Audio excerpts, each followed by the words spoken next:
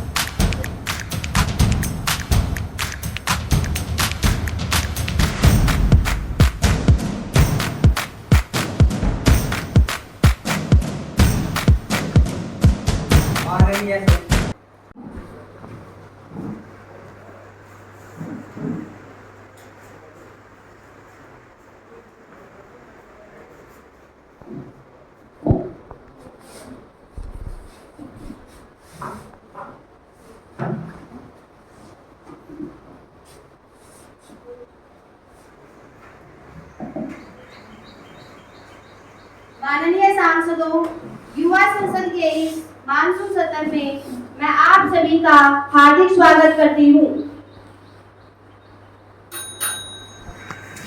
19 जुलाई 2025 को शनिवार को सदन की कार्यवाही शुरू करने की घोषणा करती हूँ।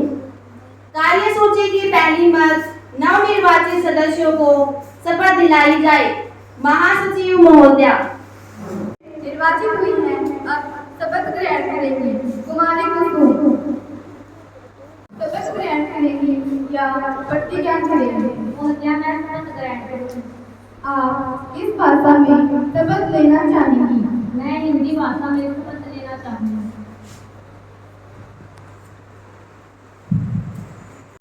युवा संसद की लोकसभा की सदस्य निर्वाचित हुई हूँ। मैं विधि द्वारा स्थापित भारत के संविधान के प्रति श्रद्धा और निष्ठा रखूंगी।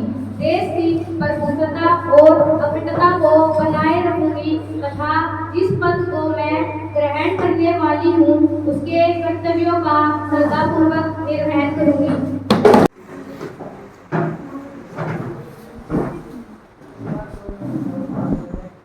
कुमार गगनदीप, जो कि भिवानी महेंद्रगढ़ से लोकसभा क्षेत्र में निर्वाचित हुए हैं, अब शपथ ग्रहण करेंगे। कुमार गगनदीप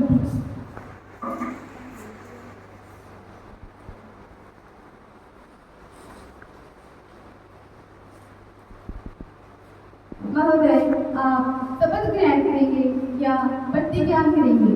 महोदया, मैं शपथ ग्रहण करूंगा। आप किस भाषा में शपथ लेना चाहेंगे? मैं हिंदी भाषा में शपथ लेना चाहूँगा।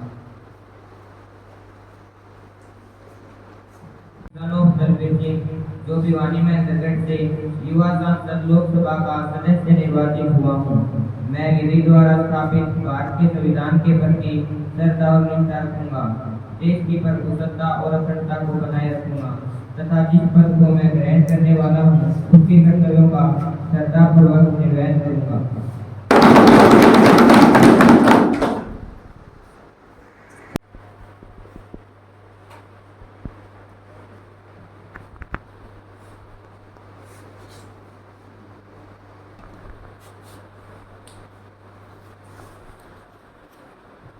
कुमारी प्रीति, जो कि फरीदाबाद शपथ ग्रहण करेगी। कुमारी प्रीति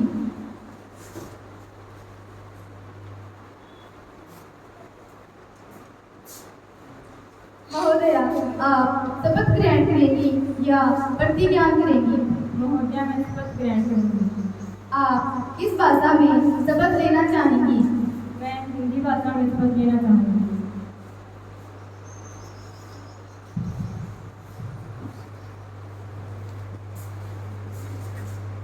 मैं कुमारी हमारी प्रीति डॉक्टर जोगिंदर सिंह जो फरीदाबाद के युवा सांसद लोकसभा की सदस्य निर्वाचित हुई हूँ। मैं विधि द्वारा स्थापित भारत के संविधान के प्रति श्रद्धा और निष्ठा रखूंगी तथा देश की प्रभुसत्ता और अखंडता को बनाए रखूंगी तथा जिस पद को मैं ग्रहण करने वाली हूँ उसका कर्तव्यपूर्ण श्रद्धापूर्वक निर्वहन करूंगी।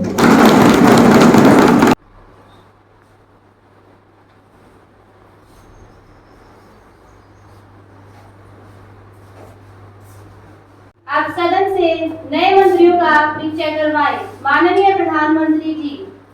जी अध्यक्ष महोदय, मैं आपसे और संसद से नए मंत्रियों का परिचय करवाती हूँ। मिस प्रियंका जी रक्षा मंत्री, मिस तनीषा जी रेल मंत्री। मैं बड़े दुख के साथ सदन को सूचित कर रही हूँ कि हमारे एक बड़े नेता श्री विजय रूपाणी जी, जो 2 बार गुजरात के मुख्यमंत्री रह चुके हैं, 12 जून 2025 को उनका निधन हो गया है। माननीय प्रधानमंत्री जी। जी अध्यक्ष महोदय, श्री विजय रूपाणी जी एक मिलनसार तथा अनुभवी नेता थे। उन्होंने युवावस्था में ABVP में कार्य किया। वे 1971 में RSS तथा बाद में जनसंघ में शामिल हो गए। फिर वे 2016 से 2021 तक 2 कार्यकाल में गुजरात के मुख्यमंत्री रहे।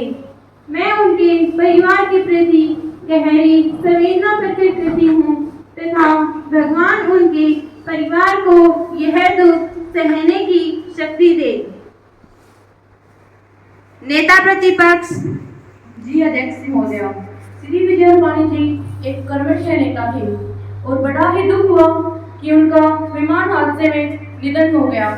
मैं उनके परिवार के प्रति गहरी संवेदना व्यक्त करती हूँ। गहरा शोक प्रकट करने के लिए कुछ क्षणों के लिए मौन खड़े होंगे।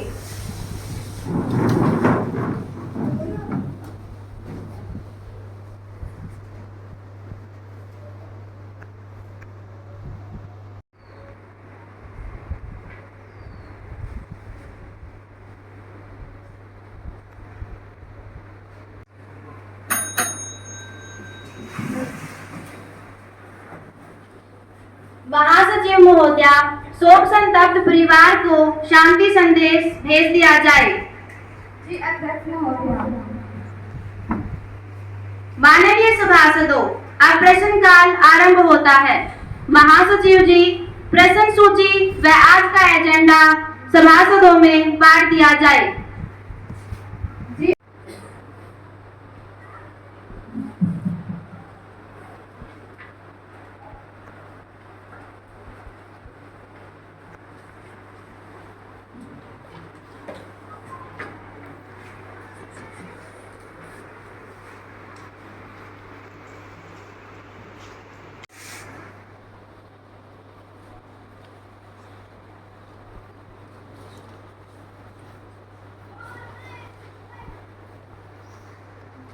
प्रश्न संख्या 101। मिस अन्नू अपना प्रश्न पूछे। आम आदमी की खाने पीने की वस्तुएं तथा उनके रहन सहन में महंगाई की वजह से बहुत ही कठिनाइयां आ रही हैं। मैं सरकार से पूछना चाहती हूं कि उन्होंने महंगाई को रोकने के लिए क्या कदम उठाए हैं। अध्यक्ष महोदया, मैं माननीय सदस्यों को बताना चाहूंगी कि आजकल उदारीकरण, निजीकरण तथा भूमंडलीकरण के दौर में अंतर्राष्ट्रीय अर्थव्यवस्था का प्रभाव भारतीय बाजार पर होना स्वाभाविक है। अंतर्राष्ट्रीय स्तर पर एयाशी का सामान, इलेक्ट्रॉनिक्स आइटम सस्ते हो रहे हैं, जिनका प्रभाव भारतीय बाजार पर भी है। अध्यक्ष महोदया, फिर भी सरकार ने वित्तीय वर्ष 2010-11 के बजट में इस पर नियंत्रण करने के लिए कई कदम उठाए हैं, जैसे कि मौलिक जरूरत की वस्तुओं, खाद्य सामग्री तथा दवाइयों पर सरकार ने टैक्स रेट 6% से घटाकर 4% किया है। 202। मिस रितिका जी अपना प्रश्न पूछे। धन्यवाद अध्यक्ष महोदया।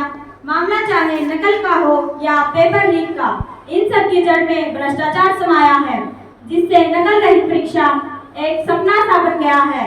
अध्यक्ष महोदया, आज की पीढ़ी कामयाबी के लिए सिर्फ शॉर्टकट अपनाती है, जो है रिश्वत। राज्य एवं केंद्रीय स्तर की परीक्षाओं का तो क्या कहना, स्कूली परीक्षाओं में भी नकल रोकना असंभव सा लगता है। अध्यक्ष महोदया, आखिर हमारे परीक्षा संचालन तंत्र में ऐसी कौन सी बीमारी लग गई है जिसका इलाज सरकार के पास नहीं है? मिनिस्टर। धन्यवाद अध्यक्ष महोदया। मैं माननीय सदस्य से सहमत हूँ कि शिक्षा व्यवस्था में भ्रष्टाचार दिन प्रतिदिन बढ़ता जा रहा है, लेकिन शिक्षा का विषय संवर्ती सूची का विषय है।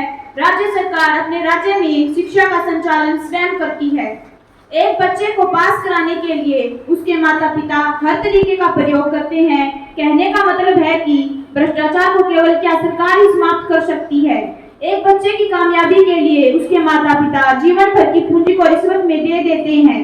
कहने का मतलब है कि रिश्वत का खेल रोके बिना इस पर अंकुश लगा पाना कठिन ही नहीं, नामुमकिन है। और इसके लिए समाज को रिश्वत न लेने का संकल्प लेना चाहिए और रिश्वतखोरों की जानकारी तुरंत सरकार को देनी चाहिए। मिस ज्योति अपना प्रश्न पूछें। धन्यवाद अध्यक्ष महोदया।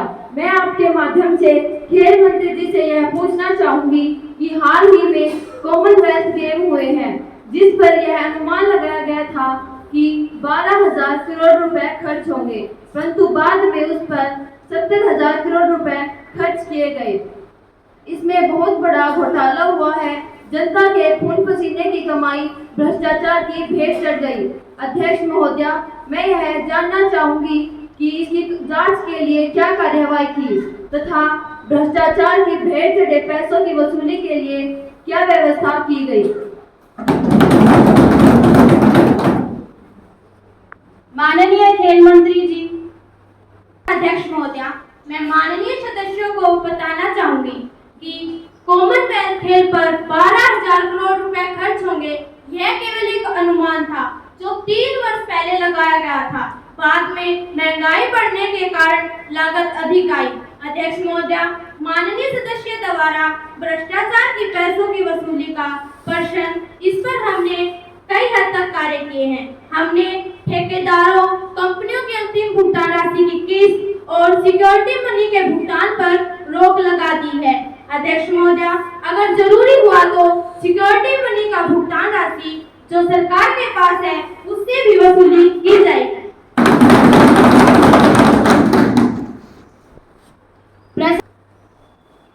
की रिपोर्ट के अनुसार कुल 22 लाख शिक्षकों की कमी है, जिनमें से सरकार ने 10 लाख का प्रबंध ठेका मास्टर, शिक्षा मित्र, गेस्ट टीचर्स, पाड़ा मास्टर, सहायक आदि नाम से प्रबंध किया है। ऐसे में कैसे गुणवत्तापूर्ण शिक्षा दे पाएंगे? जो शिक्षक स्थायी है उनकी जनगणना ड्यूटी, कभी चुनाव ड्यूटी, कभी वोट पाने में ड्यूटी, तो कभी सर्वे करने में ड्यूटी लगी रहती है। ऐसे में कैसे पढ़ाएंगे स्कूल के बच्चों को? इस पर विचार किया जाए। माननीय एचआरडी मिनिस्टर को बताना चाहूंगी कि केंद्र सरकार ने सभी राज्यों को शिक्षा पर जल्द ही जल्द शिक्षा का अधिकार कानून लागू किया जाए और स्कूलों में स्थायी शिक्षकों की भर्ती की जाए। राज्यों से अनुरोध किया गया है कि वह प्रत्येक बच्चों तक शिक्षा का प्रसार करे तथा उन्हें उचित शिक्षा उपलब्ध करवाई जाए। अब रिपोर्ट पॉजिटिव आ रही है तथा ड्रॉप आउट करने वाले बच्चों की संख्या कम हो रही है। सारा माहौल सही है और हम विकास की ओर बढ़ रही हैं। 302 मिस आशा जी अपना प्रश्न पूछें। धन्यवाद अध्यक्ष महोदया। मैं स्थगन प्रस्ताव पेश करने के लिए सदन की अनुमति के लिए निवेदन करती हूँ। अनुमति है। अध्यक्ष महोदया, मैं प्रस्ताव करती हूँ देश में बढ़ रहे मॉब लिंचिंग की समस्या पर विचार किया जाए। अध्यक्ष महोदया, राजस्थान के अलवर जिले में गो तस्कर के संदेह में एक व्यक्ति की पीट कर की गई हत्या हमें यह बताती है कि ऐसी हिंसक घटना को रोकने के लिए कोई पर्याप्त उपाय नहीं किए जा रहे। अध्यक्ष महोदया, इसलिए सदन के बाकी सारे विधायी कार्यों को छोड़कर किसी मुद्दे पर चर्चा की जाए। माननीय गृह मंत्री जी, इस बात से सहमत हूँ कि देश में मॉब लिंचिंग एक गंभीर समस्या है, लेकिन भीड़ पर नियंत्रित करने से संबंधित कानून देश में पहले से ही विद्यमान है। राजस्थान सरकार ने केंद्रीय निर्देश दे दिए गए हैं था के खिलाफ कठोर कार्रवाई की बात कही है, इसलिए मुझे नहीं लगता कि इस विषय को लेकर संसद का वक्त बर्बाद किया जाए। प्रश्न पूछे। धन्यवाद अध्यक्ष महोदय। मैं जानना चाहती हूँ कि सरकार के पास खाद्यान्न भंडार की क्षमता बहुत कम है, जिसके लिए क्या कदम उठाए जा रहे हैं? अध्यक्ष महोदय, मैं यह भी जानना चाहूंगी कि खाद्यान्न भंडार को जिस तरह से खुला रखा गया है, उसके लिए माननीय सर्वोच्च न्यायालय के आदेश अनुसार इस अनाज को सड़ाने से पहले लोगों को बांट देना चाहिए। इसके लिए सरकार क्या कार्यवाही की जा रही है? माननीय खाद्य एवं नागरिक आपूर्ति मंत्री जी, मैं सम्मानित सदस्यों को बताना चाहूंगी कि सरकार ने भंडारण क्षमता को बढ़ाने के लिए कई कदम उठाए हैं।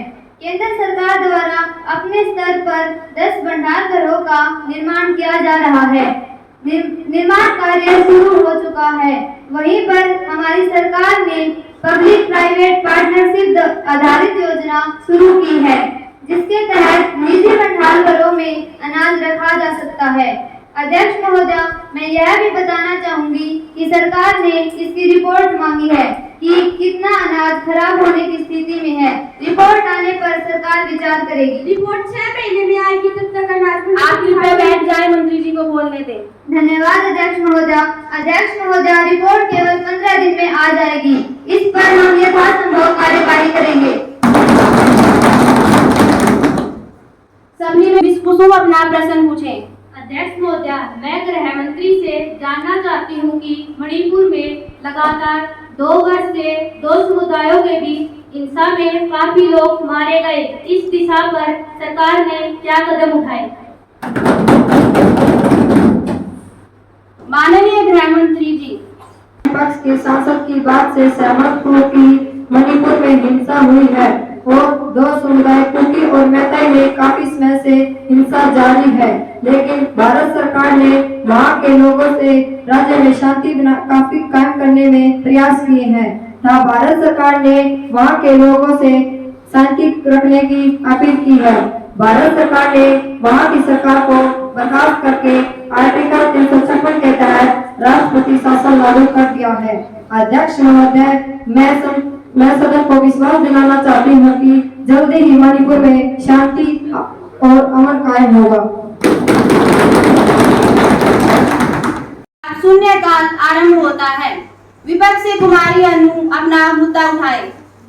राजधानी क्षेत्र में आने वाले हरियाणा के 2 प्रमुख शहर फरीदाबाद तथा गुरुग्राम में रेल पार्टियां होने की बात सामने आई है। अध्यक्ष महोदय, सोनीपत में पिछले दिनों नशे में धुत यूनिवर्सिटी तथा कॉलेज के 150 से भी अधिक छात्र और छात्राओं को रेल पार्टियां करते समय पकड़ा गया।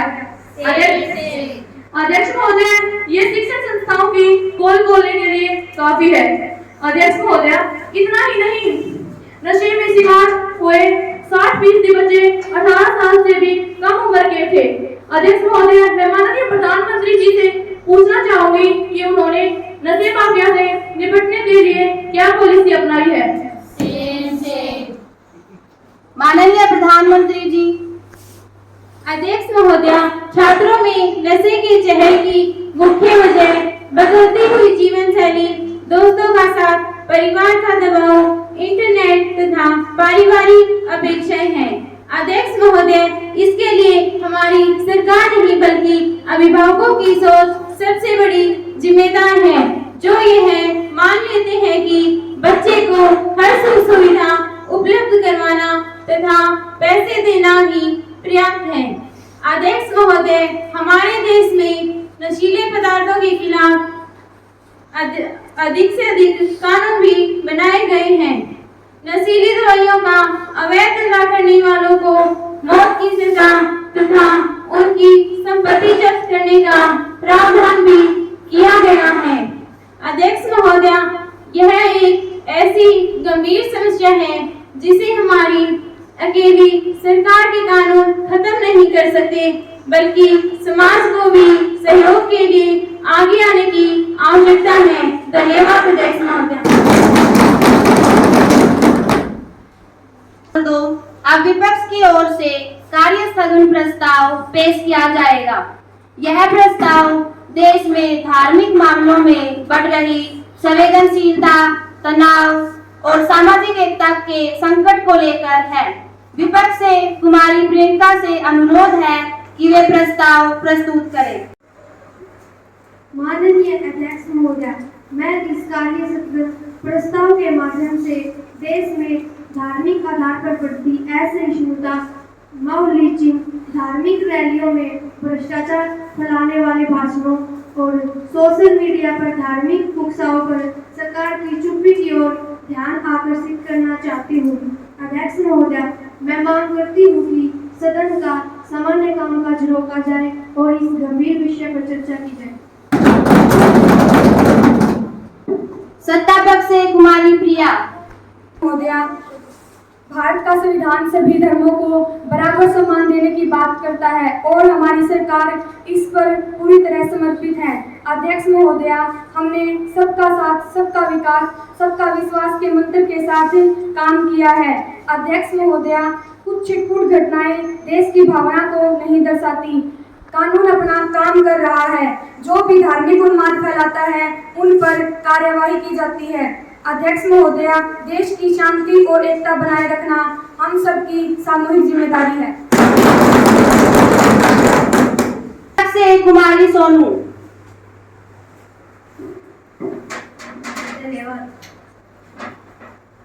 धन्यवाद अध्यक्ष महोदया। समस्या यह है कि धार्मिक तनाव की घटनाएं बढ़ रही है और जमीनी स्तर पर प्रशासनिक कार्रवाई बहुत धीमी है। अब त्योहारों के समय तनाव, नामों के आधार पर सामाजिक भेदभाव, अब यह सुनाए कि आज के भारत में यह सब आज के भारत में आम होता जा रहा है। नीलम। हमारा देश धर्मनिरपेक्षता के सिद्धांत पर टिका हुआ है। भारत सरकार ने सभी धर्मों को समान अवसर प्रदान किए हैं, चाहे वह हज, सब्सिडी, अल्पसंख्यक छात्रवृत्तियां, कांवड़ यात्राओं की सुविधा या धार्मिक स्थलों को सुरक्षा हो।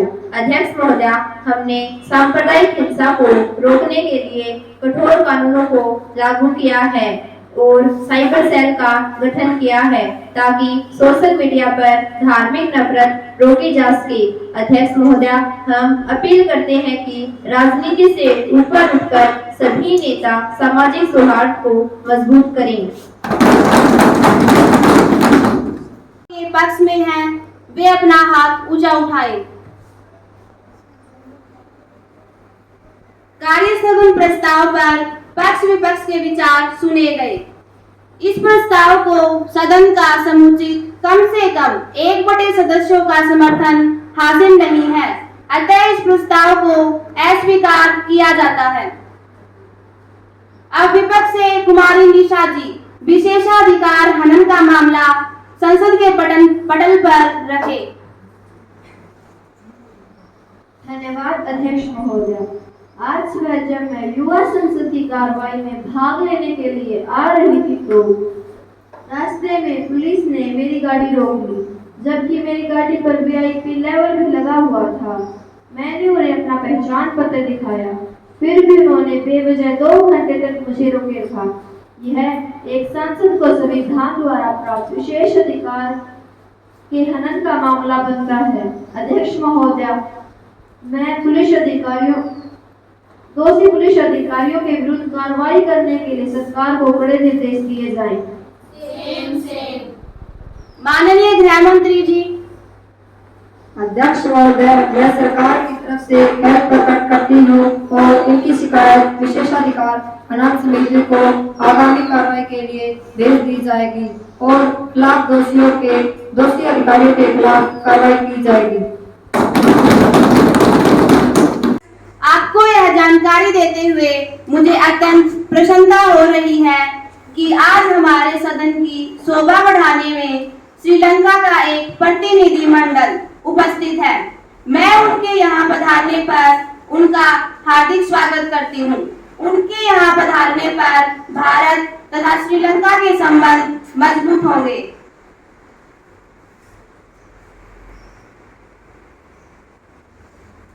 अब हम सदन की कार्यवाही में ध्यान आकर्षण प्रस्ताव पर चर्चा करेंगे। विपक्ष से ध्यान आकर्षण प्रस्ताव प्रस्तुत किया जाए। धन्यवाद अध्यक्ष महोदय। सरकार की योजना सिर्फ कागज पे चल रही है। जमीनी स्तर पर आज भी लाखों युवाएं प्रतियोगिक परीक्षाओं की तारीखों का इंतजार कर रहे हैं। क्या सरकार बता सकती है कि पिछले 2 वर्षों में कितनी नियुक्तियां हुई? अध्यक्ष महोदय, निजीकरण के चलते सरकारी नौकरियां कम हो रही हैं, जिससे गरीबी और ग्रामीण युवाएं पीछे छूट रही हैं। कुमारी प्रीति। माननीय संसदों में जो सवाल पूछा है वह महत्वपूर्ण है। पिछले 1 वर्ष में सरकार ने 3 लाख से भी अधिक पदों पर भर्तियां की हैं। सरकार ने रोजगार मेलों के जरिए लाखों नौजवानों को अवसर दिया है। शिक्षा के क्षेत्र में पोर्टल, पीएम विद्या पोर्टल, सब पोर्टल और राष्ट्रीय शिक्षा नीति जैसे और गुणवत्तापूर्वक और राष्ट्रीय रोजगार की संभावनाओं में वृद्धि हो रही है। धन्यवाद अध्यक्ष महोदय। मैं आपके माध्यम से सरकार का देश में बढ़ती बेरोजगारी और शिक्षा व्यवस्था की बदहाल स्थिति की ओर आकर्षित करना चाहती हूँ। अध्यक्ष महोदय, एक तरफ हमारे युवा डिग्री लेकर घर बैठे हैं, दूसरी ओर सरकारी नौकरियों के पद खाली हैं, लेकिन भर्तियां नहीं हो रही। हाल ही में हुई परीक्षाएं या तो रद्द हो गई या पेपर लीक हो गए हैं। ये युवाओं के भविष्य के साथ मजाक है। अध्यक्ष महोदय, हम सरकार से जवाब चाहते हैं कि बेरोजगारी की समस्या पर क्या ठोस कार्य योजना है? कुमारी रवीना। महोदय, सरकार इस समस्या से अवगत है और लगातार सुधार कर रही है। डिजिटल इंडिया और मेक इंडिया जैसे कार्यक्रमों के जरिए युवाओं को स्वरोजगार और निजी क्षेत्रों में अवसर दिए हैं। सरकारी भर्तियों को पारदर्शी बनाने के लिए ऑनलाइन सिस्टम लागू किया गया है। हम युवाओं की उम्मीदों पर खरे उतरने के लिए प्रतिबद्ध हैं। विधायी कार्य आरंभ करते हैं। प्रथम वाचन। माननीय कानून मंत्री जी। मैं विधेयक पर पुनः स्थापित करना चाहूंगी। कृपया मुझे अनुमति दी जाए। अनुमति है। धन्यवाद अध्यक्ष महोदय। इस बिल का नाम है नारी शक्ति वंदन अधिनियम। अध्यक्ष महोदय, मैं यह संविधान संशोधन विधेयक 128 2025 के रूप में युवा सांसद 19 जुलाई 2025 को प्रस्तुत कर रही हूँ। अध्यक्ष महोदय, यह बिल लोकसभा, राज्य विधानसभाओं और दिल्ली विधानसभा में महिलाओं को 33% आरक्षण प्राप्त कराता है। अध्यक्ष महोदय, सीटों का आरक्षण जनगणना और परिसीमन के बाद किया जाएगा। अध्यक्ष महोदय, मैं नारी शक्ति वंदन अधिनियम पर 2 पंक्तियां कहना चाहूंगी। बातों ने अब नारी को अनपढ़ दलित सवर्ण में हर नारी सशक्त है जिम्मेदारियों को निभाने में। अध्यक्ष महोदय, यह बिल नारियों को सशक्त बनाएगा, निर्णय प्रक्रिया में भागीदारी देगा और लोकतंत्र को संतुलित बनाएगा। अध्यक्ष महोदय, यह एक चुनावी वादा नहीं बल्कि संवैधानिक कर्तव्य है। से महिला एवं बाल विकास मंत्री। धन्यवाद अध्यक्ष महोदय। आज का दिन भारत के लोकतांत्रिक इतिहास में स्वर्ण अक्षरों में लिखा जाएगा। यह विधेयक कानून नहीं बल्कि भारत की महिलाओं के लिए न्याय है। अध्यक्ष महोदय, आज संसद में महिलाओं की भागीदारी केवल 14.94% है। नगरपालिका और पंचायतों में आरक्षण के सकारात्मक प्रभाव देखने को मिले हैं। अब संसद में महिलाओं की मांग बढ़ाने का समय है। अध्यक्ष महोदया, महिलाओं को केवल घोषणा में नहीं बल्कि निर्णय में भी भागीदारी दी जानी चाहिए। मैं सांसद महिला होने के नाते गर्व से कहती हूँ कि यह भी देश की महिलाओं को सशक्त बनाने की दिशा में एक ऐतिहासिक कदम है।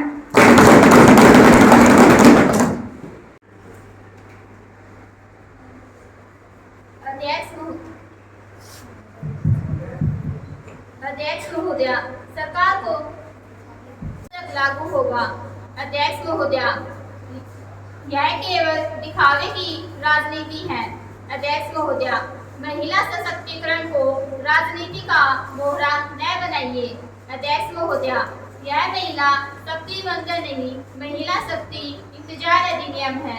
हम इस बिल का समर्थन करते हैं। मैं विपक्ष को आश्वस्त कराना चाहूंगी कि लोकसभा की 131 सीटें अनुसूचित जाति और जनजाति के लिए आरक्षित हैं।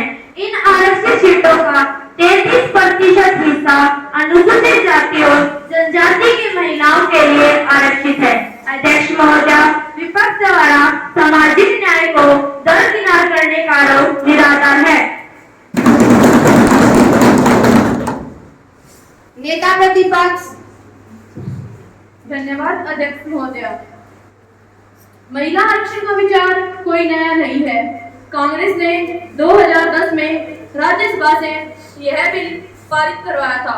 अध्यक्ष महोदया, सरकार इस बिल को पारित करवा के चुनावी लाभ लेना चाहती है। अध्यक्ष महोदया, इसे चुनाव के बाद ही क्यों लागू किया जाएगा? अध्यक्ष महोदया, इसे जनगणना और परिसीमन के बाद लागू करना केवल देरी का एक तरीका है। अध्यक्ष महोदया, हम इस बिल का समर्थन करते हैं, लेकिन आधे अधूरे वादों के साथ नहीं।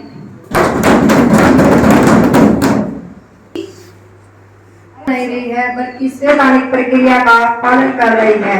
अध्यक्ष महोदय, 2026 में जनगणना के बाद परिसीमन होगा और उसके तुरंत बाद आरक्षण लागू किया जाएगा। आजादी के अमृत काल में महिलाओं को सम्मान और शक्ति देने वाला है। हमारी सरकार चाहती है कि महिला शक्ति को हर सतह पर अवसर मिले। भारत का यह ऐतिहासिक बिल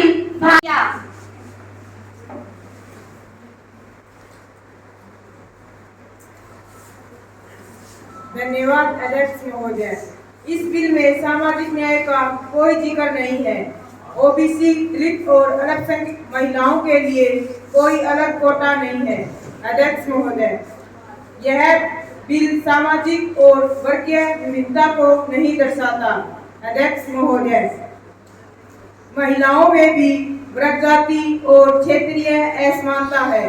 केवल 33% आरक्षण से समस्या हल नहीं होगी। अध्यक्ष महोदय, क्या इस बिल से सिर्फ ऊंचे वर्ग की महिलाओं को ही लाभ प्राप्त होगा? हम इस बिल का समर्थन करते हैं। जवाब दे।